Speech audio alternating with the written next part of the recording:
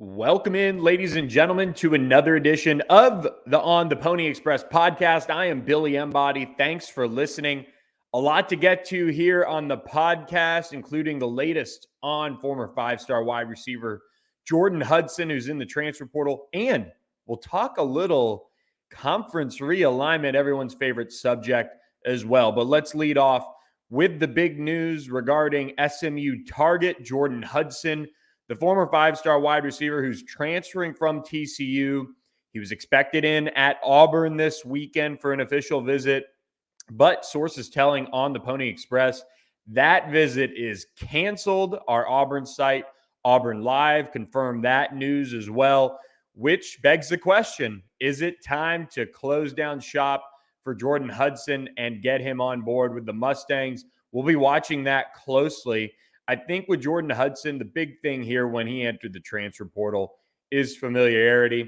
And that's why you've seen SMU and Arizona State as the two schools that I feel like have really been duking it out for Jordan Hudson, who was a top 20 prospect coming out in the 2022 class out of Garland High School. Now, no longer visiting Auburn. He's had double-digit schools show interest in him, schools from all over the country.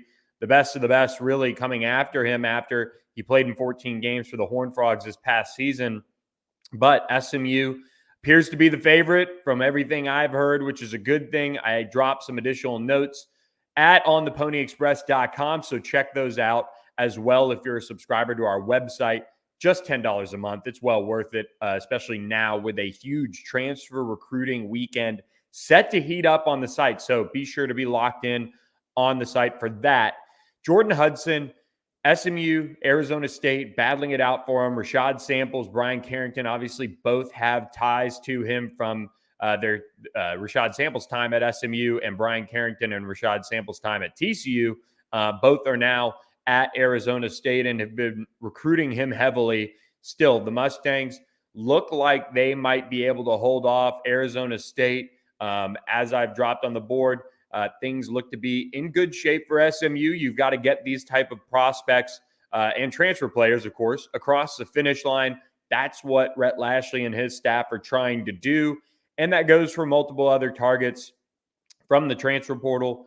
So it's a good time to subscribe and get the latest on who SMU is targeting. We talked about Robbie Harrison, the big defensive tackle out of Arizona State, transferring and announcing an SMU offer earlier this week. We touched on that. There will be more players in the transfer portal that you'll have to watch for SMU. So be sure to be locked in at ontheponyexpress.com.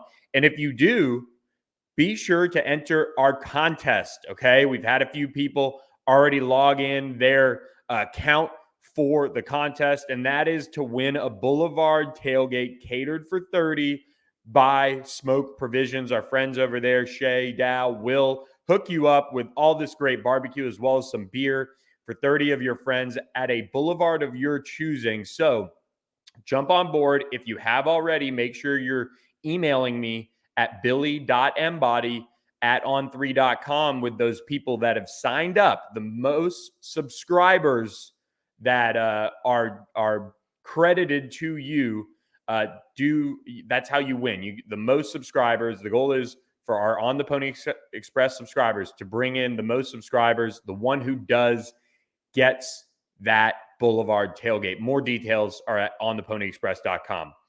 Now, we move into a little bit different recruiting segment of the podcast because I want to run down the new offers that have been handed out by SMU's coaching staff this week.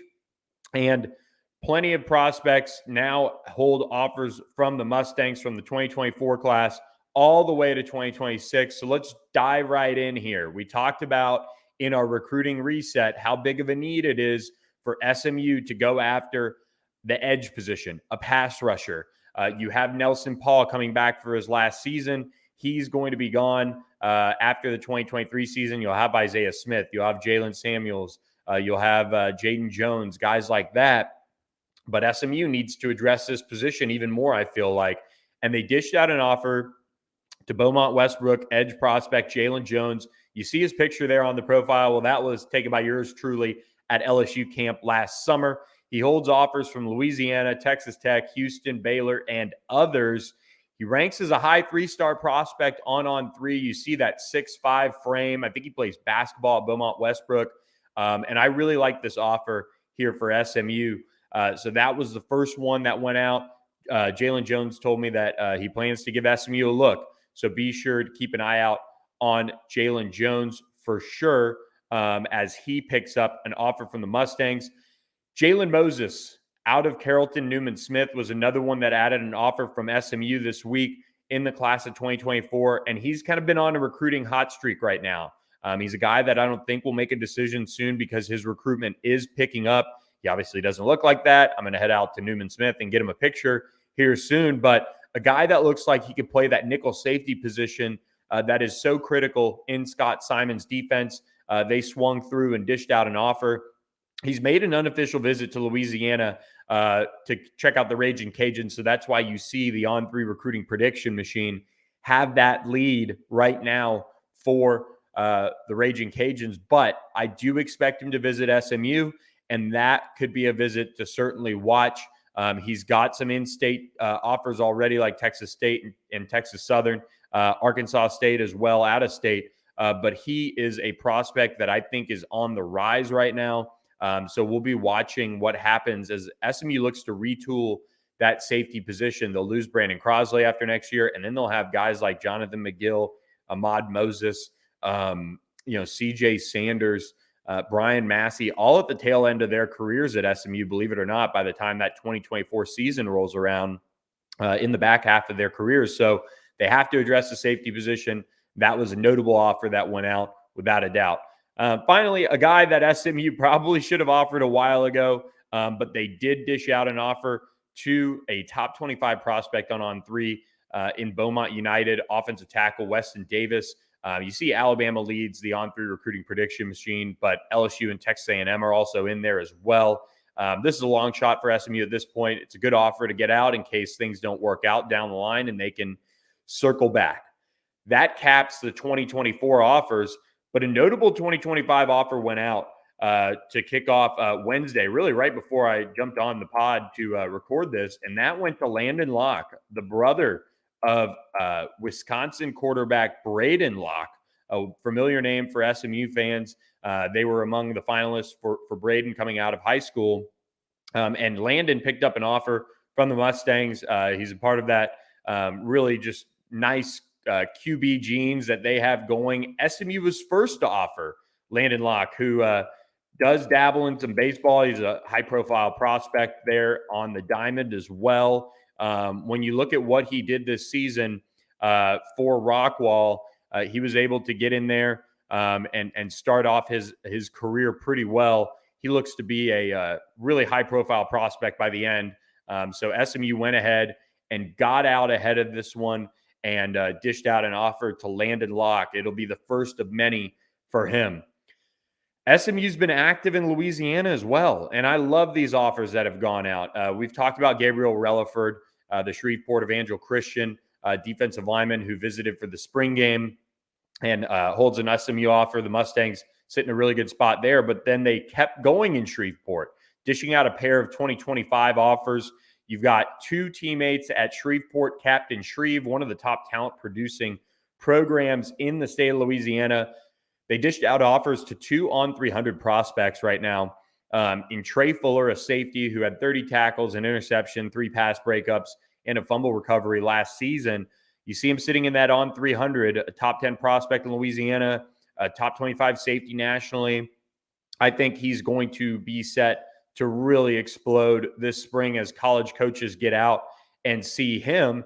And the same goes for Devin Harper, his 2025 offensive line teammate, who sits, again, even higher in the on 300. He's got some Power 5 flavor to his profile already. 6'5", 287 pounds. I love this offer for SMU.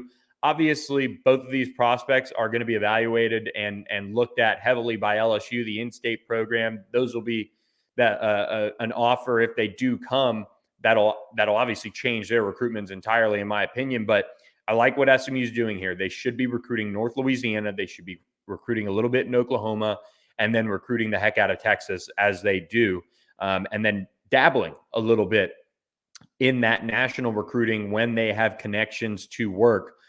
Devin Harper, just the latest Shreveport prospect to pick up an offer.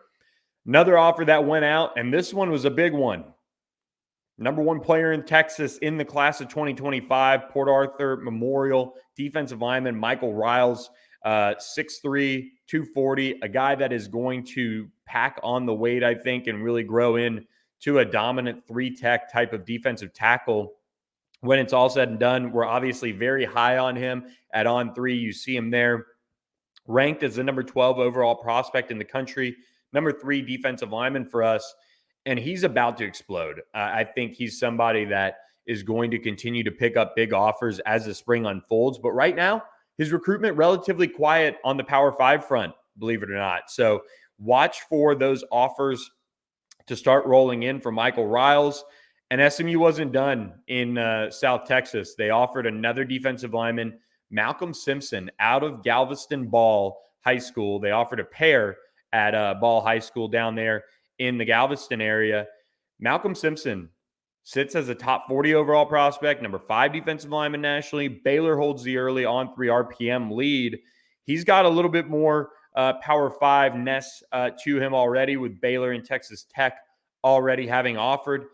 I think you've got to watch programs like Texas and Texas A&M, obviously, in the future, looking at him and offering him, and he'll roll in multiple Power 5 offers as well. But a no-brainer type of offer for SMU to get in the door there and start recruiting him and see what they could bring to the table as far as, maybe landing a visit, maybe landing some serious interest from Malcolm Simpson. They also offered Jonah Williams, a really intriguing prospect here who loves Dallas, told me that much. We'll have his full reaction to the offer up on the Pony Express, as well as that of many of these guys we're talking about. But another top 100 prospect, 4 on 3. You see he's the number 2 linebacker in the country for the On 3 industry ranking. Texas has already offered, so you've got to think the Longhorns sit in a good spot early on here, but Texas A&M certainly not going to go away. SMU offered him. He plays both ways, really, and does a lot of different things well, but he's really fluid for 6'3", 200, and he impressed at the OT7 regional in the state of Texas earlier this spring as well. So he's a prospect to know. He wants to check out SMU, as does Malcolm Simpson. So be on the lookout for those guys and their full reactions to offers. Finally, SMU dished out offers to Port Arthur Memorial 2026 running back Iman Martin. Really looks like, again, a high-profile prospect. I watched some film on him earlier today. He's got that explosiveness that's going to make him one of the top prospects in Texas. And SMU didn't stop in the 2026 class at running back, offering Davion Gross out of Frisco Lone Star, a guy who, again, looks like he's going to be that high-level prospect in the DFW area at running back. He's got some nice size to him already. I watched some spring highlights of him in practice already, and he just looks like the real deal. TCU, Texas Tech, Missouri have also offered him. So SMU getting active on the offer front as the SMU coaching staff is back on the road recruiting. I'm also now starting to get out there on the road a little bit. Was out at South Oak Cliff High School on Tuesday night. So I dropped some notes on Wildman, SMU's 2024 commitment, the 4-star athlete, Jamari Cawley, who didn't get a chance to see, but I dropped some notes on him, got some intel on how he's looking out there as well, and kind of what's next for him. So check those out on the site, and check out our friends at Dank Vodka, the first terpene-based vodka in the world. You can really get a sense for just how good it is, because they take out all those impurities. They take out all of that burning that is in the back of your mouth when you try vodka, and it hits the back of your throat and really makes it hard sometimes to just down it. But this stuff right here, Dank Vodka, you can check out the bottle at Total Wine, at Specs. It's available on Drizzly. It's a premium brand for Total Wine as well. Our friend Trey Feist continues to deliver on these tastings. So if you haven't been out to see Trey, tell him on theponyexpress.com sent you.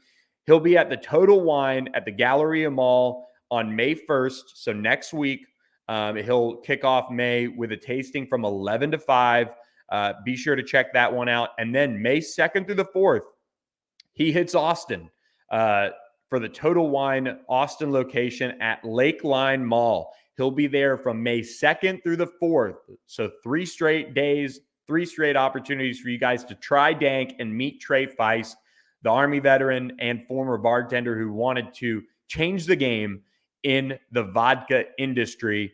And he did that with Dank Vodka. You can see him all day, May 2nd through the 4th at the Total Wine in Austin at Lakeline Mall. So be sure to tell him that on the Pony Express sent you. We'll have more on the tastings next week on the podcast as he then gets going even more so in the month of May. He's got a loaded schedule to get you guys a taste of Dank Vodka.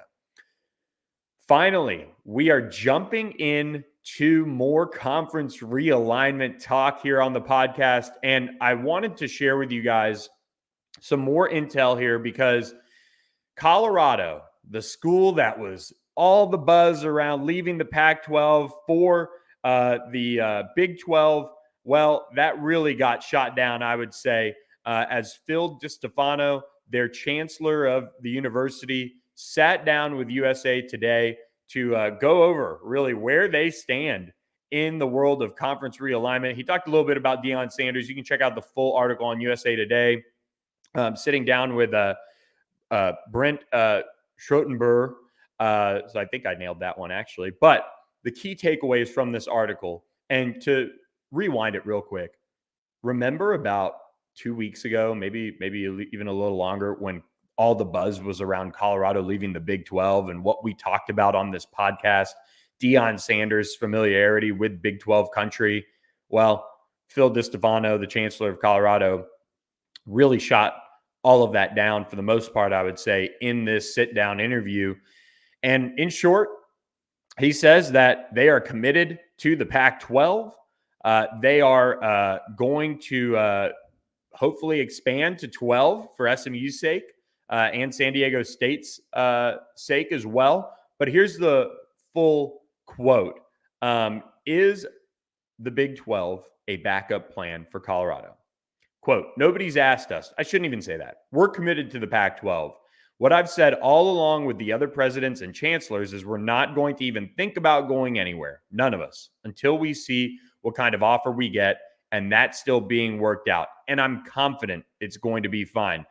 To add on to that, one big thing that Colorado's chancellor noted is the presence of Association of American Universities in the Pac-12. Now, SMU, San Diego State, not AAU schools. The only school in the Big 12 that has that title, Kansas. The Pac-12 covets these strong academic institutions that they're aligned with. And we mentioned that. And especially at higher education and at the top levels of conferences and schools, that is a big reason why these schools are all aligned. They have similar interests in terms of academics, and that is a big point of emphasis for these schools. Now, he did leave the door open, of course, for, if the deal wasn't good at all, they could reassess. But he went on to say that I think in 5 years, we'll get a much better feel for streaming services.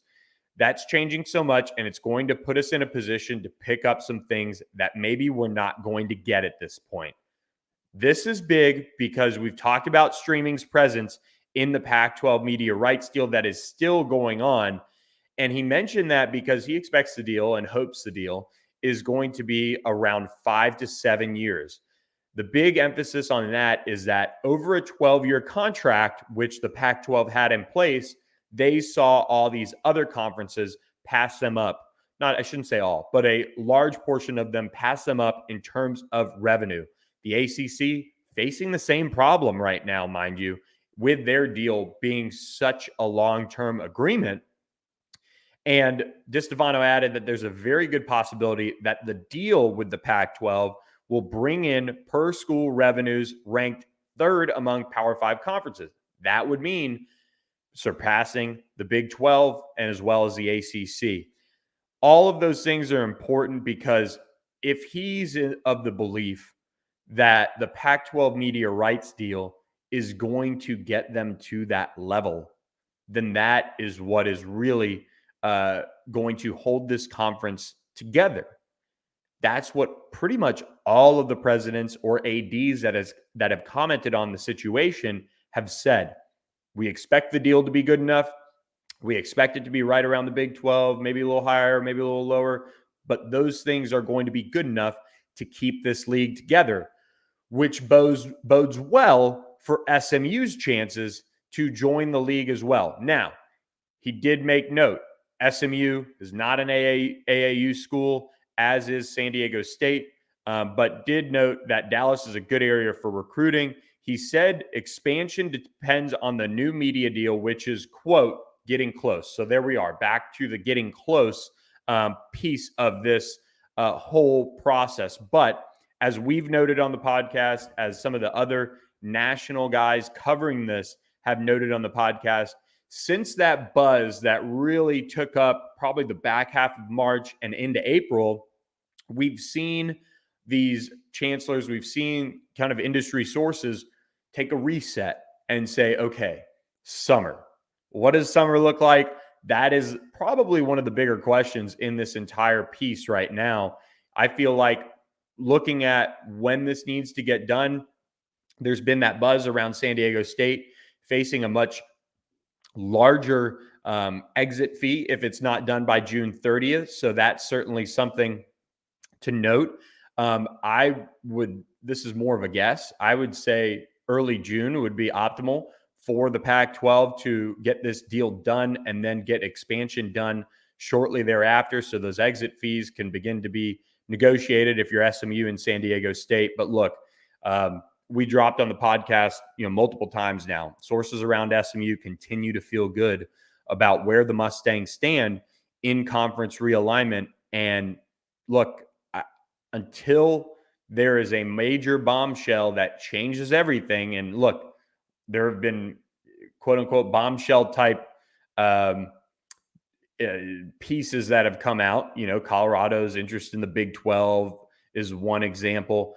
Those things, until there's a true bombshell, whereas someone is leaving, someone is out on what the Pac-12 is going to get, this all bodes really well for SMU. So the waiting continues for SMU and San Diego State to get into the Pac-12, but had to bring that up. Recent interview with Phil DiStefano, the chancellor of Colorado, basically shooting down the Big 12 as a possibility for the school, with his expectations that the Pac-12 media rights deal is going to be good enough to be third among conferences in year-by-year revenue for schools, which is just big. If you're looking at SMU, granted, you're going to expect to take a pay cut in a sense off of that total revenue that the Pac-12 media rights deal would get. How long?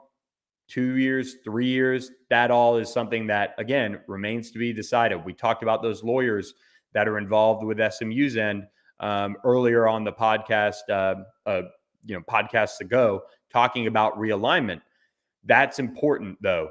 When you're looking at how SMU can make this work, if you're looking at a revenue that is third among conferences, that's a really good deal because you are going to get a big jump from what the AAC is giving you, most certainly. But the bigger piece is that it's going to be third among conferences, which you're going to get an even sweeter piece of the pie if this does indeed all go through, which we're expecting it to. So the waiting game continues for the Pac-12. Obviously, Colorado had quite the newsworthy run over the weekend with their sold-out spring game, as well as tons of transfers out of Deion Sanders' program. But their chancellor really setting the record fairly straight on where they stand as far as realignment and any potential move to the Big 12. They seem locked in with the Pac-12, which is important for the league long term, and that puts to bed, at least for now, any really rumors that Colorado could be departing for the Big 12. So it's been quiet on that front once again now with the Pac-12 as far as the waiting game goes.